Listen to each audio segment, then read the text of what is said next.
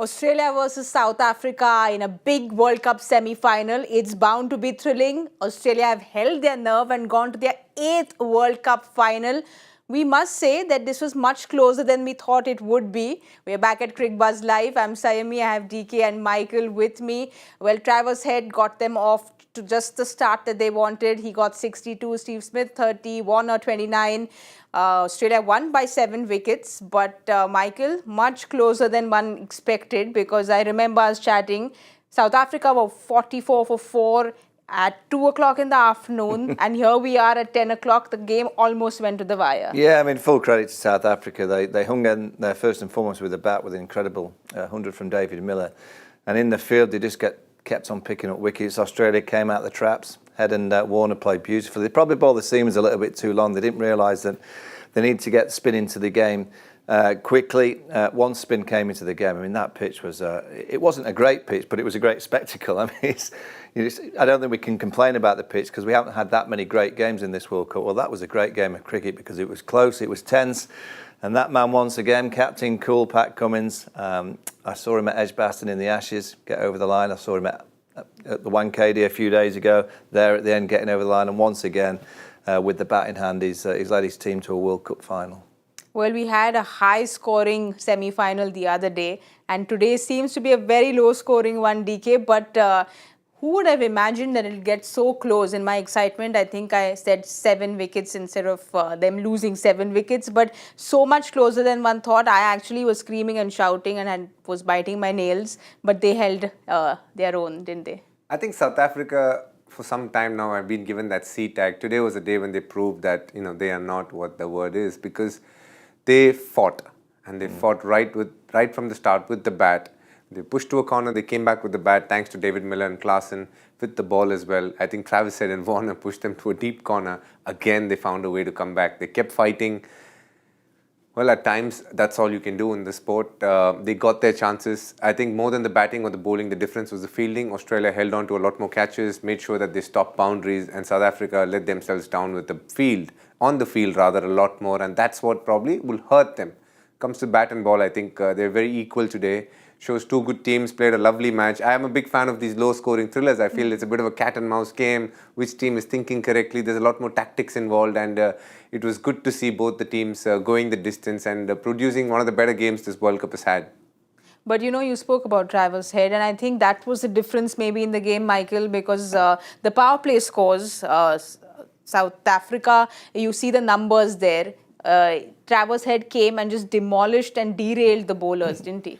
Yeah, I mean, he's almost playing the Rohit Sharma role for Australia. There, he goes out there just to try and damage the bowlers, get the boundaries. You can see him manoeuvring himself around the crease. He likes to hand back and he whacks it through the offside. And then he's got this climb onto the onside, which is a tremendous tool that he has. It's clearly a defined role. I really enjoy watching teams that players have defined roles. And Travis Head's role, and he's had a couple of low scores in recent games, he didn't change. He went out there to cause a bit of destruction. That's his role in the team. He and Warner are there to get his team off to a flying start. Marsh comes in at 3 and he's there to be a bit more destructive. And then they've got these 2 players at 4 and 5 that just play. They can just play the situation, which is quite a good kind of formation to have. But as DK said, full credit to South Africa. They fought and fought and fought, and fielding is huge. Catches and dives, and Australia, for me, are the best fielding team in the tournament. They just manage to just save runs, they take every opportunity. And South Africa, you look at Reza Hendricks, who's on the boundary. I think the score was around 70 when he dropped Travis Head. That's a massive moment in the game because Travis then adds a few more, and he's creating more momentum for Australia. The drop of Steve Smith behind from Quinton. Again, a huge moment in the game. Shamsi had just come on. He bowled great today. So you're looking at drop catches, really. We can't define, the bowling or the batting. David Miller, the standout with his century. And that century looks even better, having seen some great players batting it for Australia. But catching was the difference. And if Australia continue to field and kind of have that kind of momentum in the field, they'll give India a shock on Sunday. But South Africa will be in that dressing room thinking, if you get hammered in a semi, you go, but when it's so close and you feel that you could have got 20, 30 more runs, and that might have been enough, they'll be hurting, but at least they gave it a good go. Before, I'd really like to talk about the fielding in more detail because it almost feels like you can't do this on a big World Cup game. But coming back to Travers Head, and what a wonderful day he's had because he got those 2 important wickets, and then, of course, he got those 62 or 48. He just came and counter-attacked it, DK, because these low-scoring games, they can be tricky because you don't know if you should attack, you don't know if you should defend. So, should be our man of the match today? 100%.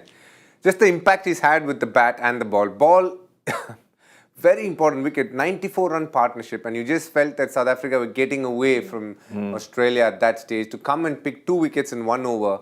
And when you knock down, I think, Klaasen and follow it by Janssen, and then you're down to the bowlers, those are big wickets. And with the bat, just like what Michael said, a defined role, which is to go out there, see ball, hit ball, it is there for you. And the beauty is, it just doesn't do it in white ball cricket, he does that in red ball cricket as well. And at times when he gets out, he might look vulnerable to a certain kind of ball, or he's probably played the wrong shot. But what I really like about Travis Head is, from the time he's made a comeback in that Ashes many years ago in Australia, the template has been the same. He has been attacking and taking down bowlers on tough pitches by playing shots that within his game plan. He doesn't go outside it, but within that, he backs himself to do it. And that's a lesson for any young boy or girl watching. Everybody has certain strengths. It is how you utilize your strengths that's important. And I think Travis Head optimizes it. Travers Head and Warner gave them the start they wanted. But Michael, were you a little surprised with the shot selection, the reverse either Labuschagne hit or Steve Smith hitting that shot at that point in the game? If you see here, they had the game in their hand, and then you just saw a few irresponsible shots, if one can say. Yeah, I mean, Labuschagne struggled. He was out LBW, in my opinion, back on his stumps to Shamsi. He's a good friend of mine, Richard Kettleby, the umpire, and he gave it not out, and the umpire's call saved him, but that looked out. Both Smith and Labuschagne struggled. It wasn't easy. The pitch is spinning. Labuschagne in particular just couldn't get into any rhythm. Looked to me like he was just trying to bat time because he had so much time to bat. And I always believe on a pitch that's doing more, you've got to be more aggressive with your foot movement. If you just sit there and just expect a bad ball, the pitch is doing so much, you end up going back to balls that you were going forward to, and probably didn't get his mindset right. But, that chase is... let's look at Travis Head's score. His runs came in 8 overs, so he batted 8 overs for his 68. And if you think about, we've nearly gone right down to the wire. So he's knocked off a third of the runs pretty much, just over. And the rest of the team have got the 2/3 in another 40 overs. So that's how hard South Africa have made this Australian batting lineup work. So full credit to them, but it's the Aussies, it's a semi-final, and we shouldn't be surprised that even though it's a close one, they get over the line. DK, Pat Cummins came and did what Pat Cummins has been doing with the bat, just standing there like the wall. But, an Englishman has helped Australia win today. Very important runs there, Michael. Well, it's, I actually was hoping he was going to be 35 not out at the end. I could have put a nice tweet out saying that it's nice to see an Englishman playing in a semi-final and getting over the line and getting his team to the final. Unfortunately, he plays for Australia. He actually played a really important innings because I don't think he's batted great in this World Cup. Australia picked English over Alex Carey. It's quite a big call because Alex is a really good player of spinning, reverse sweeps and sweeps, but they really fancy English. I think they like his character and they like his keeping. He's been batting at 5 and now they put him at 7, and that was a hot position to bat on that wicket. He went in there when the game was really alive, and I thought he played with great composure. So even though he wasn't there at the end and he didn't get the big score, I think that'll do his confidence the world of good, and the dressing room will know that he's got, what did he end up with, 28 really important runs at a really kind of hard moment in the game. So you earn respect in the dressing room when you play innings like that. And he was under a lot of pressure and he played really nicely. DK, were you surprised with the big guns, Steve Smith and Labuschagne? Because he spoke about it so much, them playing spin. This was tailor-made for them. But they both, like Michael said, seemed a little off-color today. At the outset, I must say, what Travis Head did, with no offense to Travis Head, is a lot easier compared to what Steven Smith and Marnus Labuschagne did today. Because for a homegrown Australian, coming on a turning pitch, playing finger spinners, when they are bowling well and they have momentum with them, is hard work. It's a bit like Asian teams going outside of India, outside of their countries in England, Australia, playing on green seaming pitches. It's much harder. So I think the role is much tougher. To come in and start against spin can be tough, but you can see both of them have good defense and they trusted it. I wouldn't blame Marnus Labuschagne too much because it's a paying shot for him, the reverse sweep. Like Michael said, he didn't get going. He needed to get a release shot to ease that pressure on himself. He almost got LBW, got very lucky with that one. Found a way to just stay there, but things were not happening. So he was forcing for things to happen at that point of time. Didn't happen. On the other hand, Steven Smith, most experienced, has been around plenty of World Cups. He's a gun player, gets 100 in the semi-final in 2015, takes the team to victory, and then 2019 as well, he did pretty well. But he's seen through the tough period. He's seen the spinners off almost there and thereabouts, and then he chooses a shot, which is his first big shot that he's played today. It's a calculated risk that he took, but didn't pay off. I wouldn't fault the batters because it was hard work, and it wasn't like they came and just surrendered to pressure. They were trying to inflict pressure back, but they realized it was going to be hard work, so they chose their moments and didn't come good. I'll just put it down to short execution. And in games like these, in pitches like these, which are slow, no matter how you get out, most often than not, it's going to look like a bad shot. And what you need to realize is, have you played a shot within your game plan, like what a Travis Head does, and get out? Or you're doing something because you're not able to handle the pressure. I thought Steven Smith chose a moment probably when he felt he could release pressure. It didn't happen. Marnus Labuschagne, on the other hand, was having a tough day, just like what Michael said. Wanted to get that boundary so that he can get up and running. I've seen him play that reverse sweep consistently, even in the series against South Africa and in the previous matches. But today it didn't pay off for him. So I would say nobody played a bad shot today. If at all anything, I thought David Warner completely misread the length and gotten out. But it happens. On slow pitches, batting can be really tough. In the middle order, more so. But what was good was one man who was able to put a smile on every Australian's face, and his face himself was Pat Cummins. The way he just, found a way, and Michael said it nicely. Throughout the summer, he's been seeing he's got character. He finds a way to be there in those big moments, and it was good to see him finishing it off today as well. But Michael and DK, just, you all know I was wanting South Africa. We all want to see South Africa come to the finals. They fought and fought really hard. DK spoke about it, that, they have gone down fighting. But in a World Cup final, you touched upon the fielding. It was very disappointing. 5 dropped catches. You can't expect that from a top quality side. And the captaincy, do you think it was not attacking enough? We spoke about this in the pre-match as well. Do you think Bavuma could have been way more attacking? Oh, it's hard to be ultra critical of a captain that's kind of got his team quite close to winning in a low scorer. He'll have regrets because he'd have wanted a few runs. He didn't get any runs. He'll be in the dressing room, probably not just yet, but in a while, and probably starts to think overnight when you're in bed, you start going, could I brought a fielder in here? Could I brought mid on in? Could I brought mid off in? Could I put a silly point in place? Could I have had mid wicket a bit closer to Markram down the back end when one just looped just short of him? So all these things will be playing in his mind. I thought he could have been a bit more aggressive, a little bit more aggressive, particularly in that mid-innings. When Labuschagne and Smith were there, it was very clear, and you could see on the TV screen, all they were doing was looking to play. Yeah. And in those moments, you have to kind of, as a captain, go, okay, they're playing a certain way. Can I force them to play a different way? And it might have been that he brings the fielder up just for one hit. And if they hit you over the top, you go, all right, we've tried it, you can put a man back. But I didn't see him do that once. There was mid-off, up for the off spin around the wicket, that's fine, but mid-on was always back. To Shamsi, who I thought bowled great. I've seen him bowling a few times in the tournament, and at times you think, he bowls a lot of bad balls. Today, he didn't bowl that many bad balls. I thought today they could have risked a little bit more with his field because he was bowling beautiful and there was plenty there in the surface. So it's hard to be ultra critical, but he possibly could have been a bit more aggressive at certain times, and that'll play over his mind. He's been in a World Cup semi-final. His team have only just lost to Australia. He'll be thinking, could we have got 30, 40 more runs? I could have added a few more runs. I didn't get anything, and could have been a bit more aggressive with the field setting. But that's just being ultra critical. Ultimately, South Africa have pushed Australia in a low scorer, and they showed a huge amount of character. Yes, they've dropped 5 chances, but I never felt that the body language dropped. Even when the start was good, I never looked at the screen and thought, the South Africans' heads are dropping. They very much reminded me of New Zealand last night. When New Zealand went out to bat, they lose 2 wickets, and you think, that's game over. And all of a sudden, New Zealand, as they do, they keep fighting. And that's exactly what South Africa did today. But DK, do you think they could have probably gotten Maharaj earlier, because you're talking about this off-air as well? He came in the 15th over, I think. So do you think he could have probably come in earlier? Because again, economy of 240, he's given just 24 runs and that 1 wicket. When you look back at moments like these in semi-finals, there's always, you can nitpick a lot of things. Like, I felt that they were 6 over 60. And it should have been probably just 4 or max 5 overs of fast bowling. They should have brought the spinner on 1 over early, 2 left-handers. Maybe an error. Mitchell Starc was batting and Gerald Coetzee was bowling brilliantly. Didn't have a slip, got one, edge, went to the boundary. Pat Cummins had just come into the crease, gave an easy single to mid-off.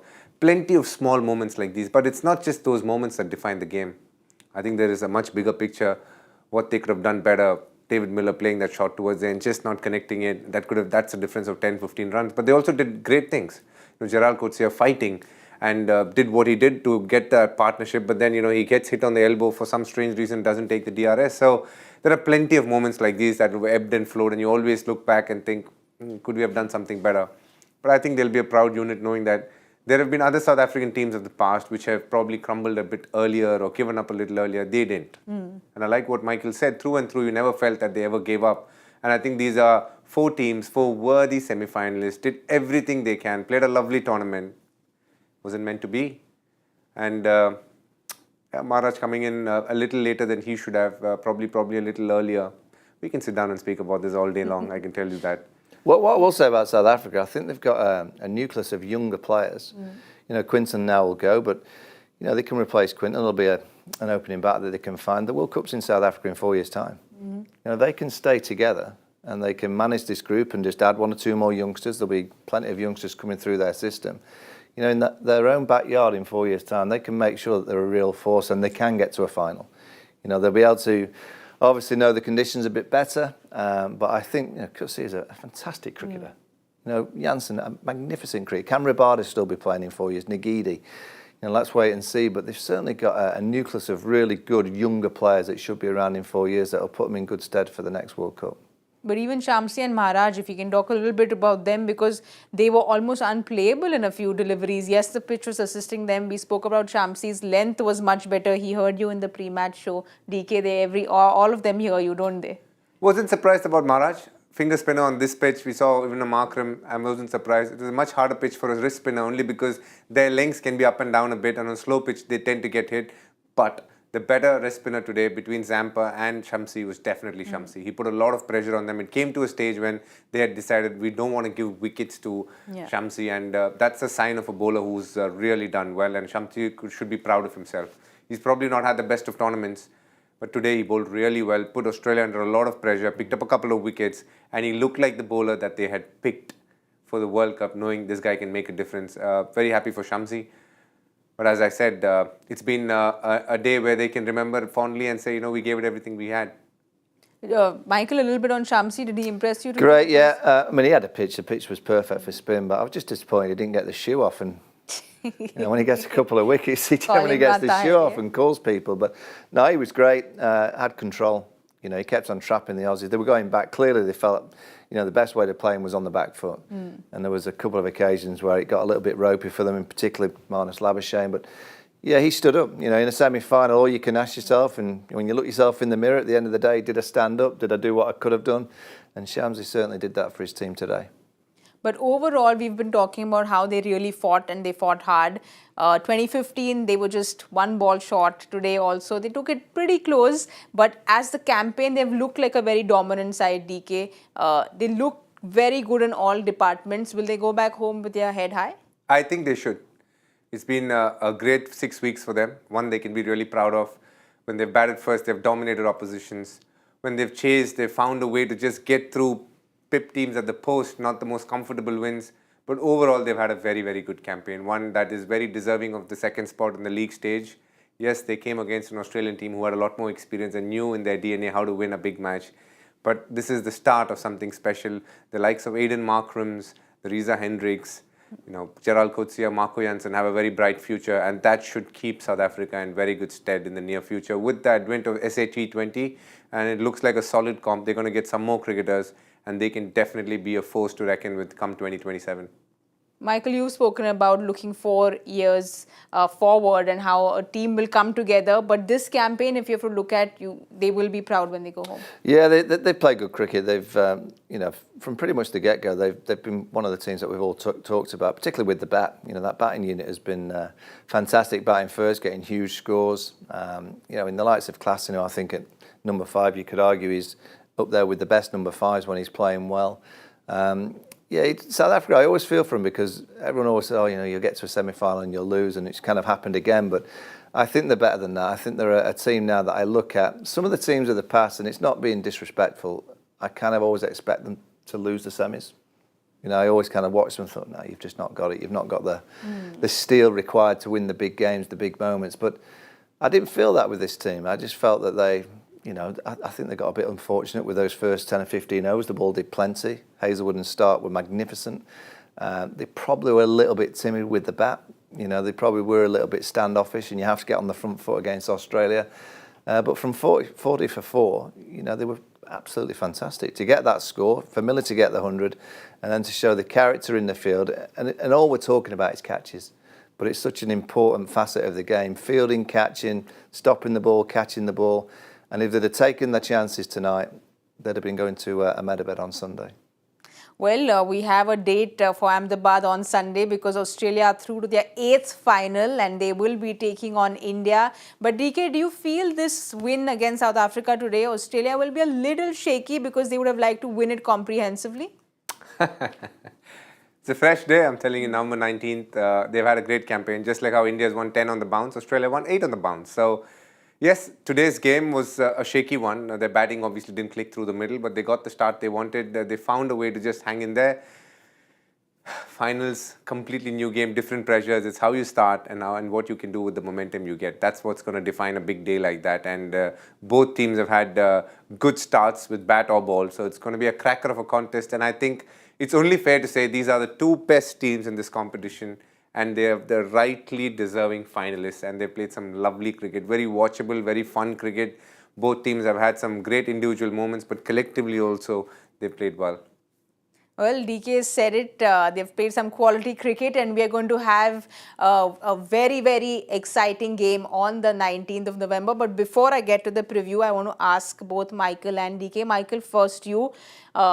Unfortunately, you're not going to have either of you on the 19th here, but fortunately, you'll have been the lucky charm. You all will be there in Ahmedabad. You all were there for the game at Wankhede. So I'm a little sad and a little happy. So I want to ask you all both that, if you all have to pick your moments of the World Cup, Michael, for you, two moments if you have to pick of the World Cup. Two? What's it going to be? Yes. Oh, Glenn Maxwell. That double One for the century. ages. And also Virat's 50th. Okay. To be there yesterday, to see that moment was extraordinary. But, Glenn Maxwell's innings, I still kind of, I have it on my iPhone just to have a look at the clips. And I'm like, how did he do that? It was extraordinary. It's the greatest one-day innings that I've ever seen. And I think many have said the same thing. And many are arguing that it could be the greatest innings that cricket has ever seen. That's how good an innings it was. That was special. And obviously Virat's moment yesterday, that was incredible to witness. DK, for you. For me, the first match of India, KL Rahul's defining knock. 2 for 3. You lose that game, it would have been a different World Cup altogether, home World Cup. The way he just stood up to pressure, he was under the pump. Team India was under the pump. But that man just found a way to stay there through some hardships. At the start, they were bowling really well on a tough pitch. Got going, forged a lovely partnership with the king, as he mentioned. And then what a knock that was. And that was the start of good things to come. And I really enjoyed that knock. I think he needed it, Team India needed it, and from then on they were unstoppable, let's be honest. And I have two other moments actually. One was Afghanistan beating Pakistan. I think it was a very telling moment in their cricket as well. They've always had a very fierce rivalry over a period of time, but the way they beat them convincingly, when in the recent past they've lost many games, a lot of times just down the wire. Naseem Shah will just come and hit a couple of boundaries, and it's happened twice, thrice. So for them to cross the line and then have the belief that they could probably do something special and get to the semi-final, because that game gave them the belief, that was a very, very defining moment. And one not so positive, but a very interesting moment was the Angelo Matthews timed out. I think of the many defining moments in that tournament, that was one that didn't sit well with a lot of people. And it was spoken about quite a bit, not for the right reasons though, but it was quite the moment, considering that was the first ever in the history of cricket. And, to have that moment in this World Cup says quite a bit about this World Cup, because it's been one where there hasn't been many close games, but one where a lot of teams have played good cricket. There have been teams which surprised other teams. And at the end, the two worthy winners are in the final, and that tells you it's been a quality World Cup. And you look at the semi-finalists, and not one has just gotten there by chance. They have really earned their stripes to be in the semi-finals. So it's been a World Cup with a lot of memories, and one that will hopefully help sustain this format. Well, like you said, this brought a whole lot of memories. So we hope to be here 4 years later discussing like another World Cup. But before we get there, it's now time to look at what happens on the 19th of November, because India take on Australia at in Ahmedabad, and it doesn't get bigger. It's the World Cup final. It's India. Can't get bigger than that. And now there's Australia who's joined them. Michael, what can we expect from this big game? Well, I think 150,000 will squeeze into the stadium there. Well, it'll be an amazing atmosphere. I personally can't wait to hear the anthems. In particular, I'm not saying this because I'm here, but the Indian anthem in front of all those people. The Australians will have probably, 60 in the crowd somewhere. They'll try and make a bit of noise, but the noise from the Indian anthem will be something very, very special. I was there in 2011 for the final at the Wankhede where there was 40-odd thousand. Now I'm going to see India in a World Cup final in India with 130-odd thousand, which would be incredible. I think the pitch will be slow. I think I look at that pitch, Afghanistan, South Africa, Ahmedabad, it'll probably be quite similar with spin that played a big part. I think we'll see a similar kind of surface. How teams shape up, I can't think India will change anything. Australia might make a change. They might look at bringing in Stoinis for Labuschagne, because I think Australia might be wary of what the batters of India will do to the likes of Zampa and Glenn Maxwell. And if those two get hit, well, the captain might have to find some overs. So I'm not saying Stoinis is going to get many wickets, but the captain might feel that he needs just a little bit of backup in terms of bowling, and a Stoinis bowling, a few little dibbly-dobblies might be a backup. And also, the fact that I think Smith and Labuschagne at 4 and 5, I don't think India will fear those two. I really don't. I think they need more of a hitter down the back end in Stoinis. So we'll see what they go in terms of formation, but I'm with DK. The best two teams, not by a mile. I think India by a country mile are the best team, and Australia are the best of the rest. Mm-hmm. And I think they're just a decent distance away from many of the other teams. I just think they've got the power and the know-how. And as DK said, eight wins on the trot now, and that's just momentum going into a final, which is exactly what you need. But DK, win the toss, bat first for both teams. Where do you see it going, considering Ahmedabad, like Michael was saying, it could be a slow pitch? It's a win the toss, bat first for sure. Both teams will try and put a big total and put pressure. We saw in the second semi-final what sort of pressure Australia were under. They got off to a flyer, but still they were on the back foot for a majority of that, post the couple of openers getting out. So win the toss, bat first, there's no doubt there. Mm-hmm. Well, but considering India, like Michael said, is not going to bring about any changes at all, are you surprised with the one change that Michael's talking about? I would be surprised if Australia make a change. Mm-hmm. It's a team which will try and stick to what they've done in the semi-final. It just feels like it'll be very hard to convince a Labuschagne to say, I might be keeping you out and bring Stoinis in. I think the hard conversation with Stoinis has probably happened before this game. They will stick to the same.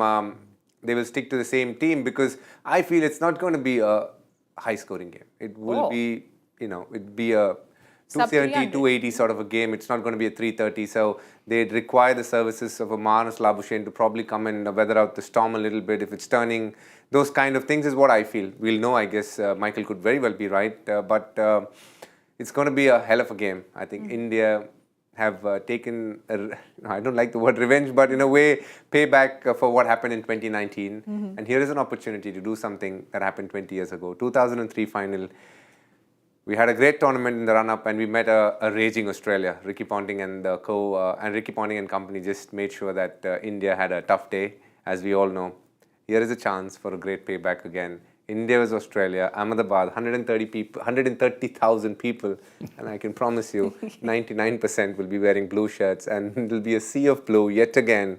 The who's who will be watching that game, but most importantly, there will be 1 billion people on TV praying that India get over the line. They look like the team to beat, but I really will be surprised if Australia can, try and outdo what India is doing right now. What they've achieved so far is one of the greatest achievements by a cricket team in World Cups. I think 25 games was the record held by Australia over a period of 3 World Cups, if I'm right, and they were very dominant through that phase. They didn't drop a game in 2003 or 2007. It doesn't happen too often. India have got a chance to go 11 on 11, and I feel they will do it. Being an Indian who's been part of the team, I know the amount of effort they've put in. I know how hard they've worked over a period of time, the setbacks they've had. All of that have been fueled by this Indian team, which is being led by a maverick captain in Rohit Sharma, who is walking the talk every step of the way and showing how it needs to be done. And he has a set of people who believe in him thoroughly. And that is always a good sign. I would just love for them to do exactly what they've done. They're not going to change. Everybody will go about it the same way. It's going to be a cracker of a game. And at the end of it, I can just visualize Rohit Sharma lifting that World Cup and a billion people having plenty of smiles in their faces. Well, the power of visualization, DK, every Indian fan hopes that this comes true, and you can see the emotion with what you're talking. Michael, you know what this means to Indian fans, but to Rohit personally as well. He's spoken about how he missed out in 2011 and really hurt him. So for him to be here, standing in front of 130,000 people at Ahmedabad, wanting to lift that World Cup, is a very special moment for Rohit himself. Yeah, but I don't think he'll be thinking of himself at all. Mm-hmm. You know, he seems to be the character that's just about the team. He'll go out and play aggressively. He'll try and get off to a flyer. He'll attack the likes of Josh Hazlewood and Mitchell Starc. He'll target them without any question. He's not suddenly going to go, oh, it's a World Cup final, I'm just going to play within myself. If anything, he'll probably go harder. Oh. I don't know how much harder you can go. Oh, you can. These guys they can go even harder. He only got 10 off the first over. He can get at least 12 or 14. So he'll go out and play really hard. And I think that's quite a key moment in the game. For Australia to win, I think they can get Rohit early. You know, if they do that and it knocks India kind of off their kind of foundation, which they've had pretty much throughout the whole World Cup campaign, there is Australia's chance. Can they get Rohit early? Can they get Virat inside the first 2 overs out there batting? That'll be Australia's target. And that'll be what Australia talk about over the next few days. It'll be, wait a minute, Rohit's been so consistent. Virat at number 3, he's been consistent. They're due. They're due to fail. And that is what the Aussie talk, and it'll be a very positive Australian dressing room. They know how to win World Cups, and they'll make it very, very difficult. India are the favourites, and I think India are going to win the World Cup. And in India, in their own backyard, it'd be great for the game. But this Australian team, they just know how to win. And I will say that obviously Rohit Sharma and Pat Cummins, they're 2 outstanding leaders. They really are high-class human beings leading their countries with great distinction. The way that they go about the business, their manner on the pitch, just the subtle tactical manoeuvres. They're not waving their hand like just... The team know what the captains need.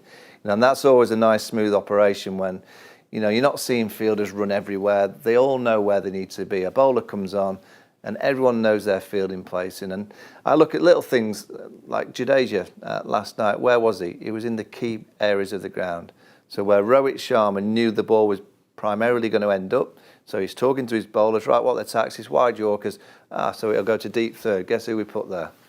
It was almost like there were 4 Jadejas on the field yesterday. And that is great captaincy. You know, Pat Cummins is the same with Warner and Labuschagne. You know, they just know where to be, and the captain doesn't really need to tell them. You know, when you see a really good team, the players just know where they're going to be, and you know they know that they're in the hot zones, and you just put the best fielders there. That's why they're the best 2 teams in the tournament, because every ounce of the operation seems to be working. Well, this is a formality. We have to look at India's squad because, like I said, I'm superstitious. So we do this for every preview. We can't miss it out here. But DK, no brainer, no changes happening there, I'm sure. But I'll quickly go to you all and ask you all your players to watch out for the big day. Whoa! I look out for Virat Kohli, Australia. That man is made of 51? different gravy. 51? I think so. I'll wear the shirt that Michael's going to gift me. Yes, and I hope it has 51 on it when you gift it. Because for him to achieve what he has achieved is inhuman, I tell you. He's had a 90 in this World Cup. He's had an 80 in this World Cup. Still find a way to get all those numbers. He's ticked 48, ticked 49, ticked 50. Highest run getter in this World Cup. They said he hasn't scored in knockouts. I don't know how he's managed to do it, but he managed to get 100 on the big day. Sachin Tendulkar is sitting there. The statue is sitting to his right. Everything is happening. The man goes out there, gets 100. I will put my money on Virat Kohli every day of the week. And if I lose money, I couldn't care less because that's a man you can back. He is the right horse, I feel. Come at the moment, I think Virat Kohli will always be there for Team India. For Australia, all right, I'll just say Adam Zampa is going to have a good game. Ooh, that's an interesting choice. I think Zampa is going to get confidence listening to this. He's not had the best day today, but Michael, for you? For the Aussies, I'm going to go the Bison, number 3, Mitchell Marsh. You know, I just know he's carefree, dangerous, in great form. Missed out today with an incredible catch, actually. We talk about the drops of South Africa. Well, that was a brilliant catch. So I'm going to go Mitchell Marsh. Shubman Gill. I think he's playing beautifully. And also his record in Ahmedabad. 400s just this year. Yeah, I think he's playing great. I mean, as long as the cramp doesn't get him, just needs to have some of that pickle juice. Yeah, I think he's not got the 100. I just look at him every time he bats. My boy plays and he's quite tall. I just send him videos of Shubman. I said, just copy that. just copy him. He's like, you're high, just play elegant. He just plays cricket shots that you just dream of playing. He plays the pull shot great. Those punts through the offside. No, he's a proper player. And you feel it's going to be a slow pitch? And I just put it on social media. I think the baton gets passed on, doesn't it? You know, Sunil Gavaskar, Sachin Tendulkar. Sachin passes it to Virat, and then Virat, I'm pretty sure he's the next one. I'm convinced that Shubman's going to be the next god of Indian cricket. I think he's that good. It is from the king to the prince, as they say it. For every Indian fan, my players to watch out for, if I can say, is only Virat and Gill. I'll keep it only to the Indian side. I thought you were going to say Sachin. I'd love to see both of them play, I'm saying, for India. But of course, like formula, Rohit gets us to a great start, and then there is Gill and there is Virat, and Shreyas is playing well. So fingers crossed, like I said. Virat for his 51st, what do you reckon? Of course. Yep. Like he said, the script, he writes his own script, doesn't he? World Cup big final, he'll get a big 100. And we'll all wear the t-shirts. Michael will give free t-shirts. He'll do a contest on Twitter. And then you can give more Virat t-shirts on Twitter. Yeah, I'll get. Look, I'm a big Shubman fan as well, so I might get a few with Shubman on the back. All right. Yeah. You can keep them coming. As Indian fans, it can be the king, it can be the prince. I can go on, but I can't go on till the 19th, even though I'm so excited. So we're going to go and quickly see what the answer to the joy factor question is, because, well, I have no clue what it is, but we'll have a look at it and see if Michael DK have the answers.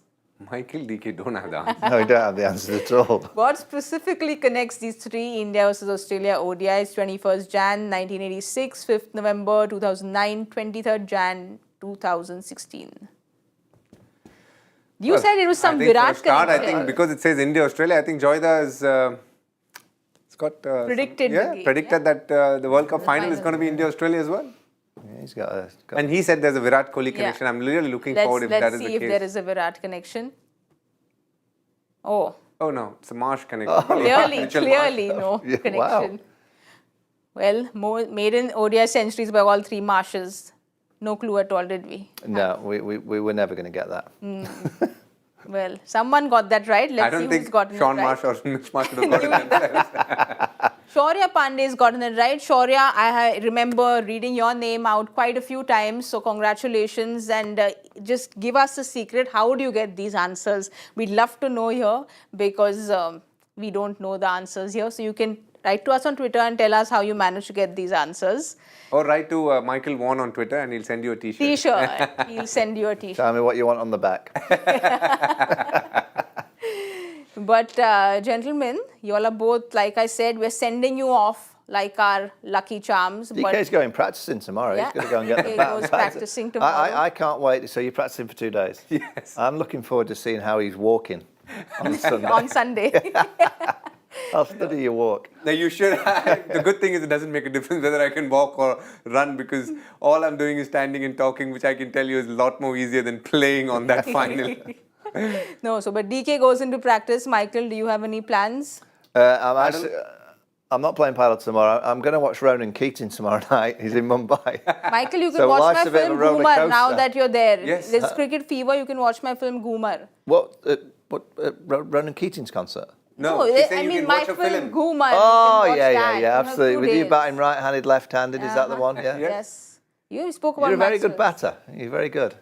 Thank you, Michael. Nice technique. You enjoy your concert, DK. Enjoy practice. I know you're itching to get out there, so enjoy it. But like I said, the responsibility is on your shoulders for the finals, because you all did it for the semi-finals.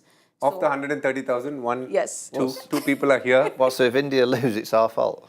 I mean, you know how we are superstitious fans in India, but for everyone here, do go and follow all the superstitions you all do for the big final, because we fans make, we believe that fans make the team win. So go do whatever you do to make India win, and we will see you here on the 19th of November at 1:30 p.m. Good night and goodbye.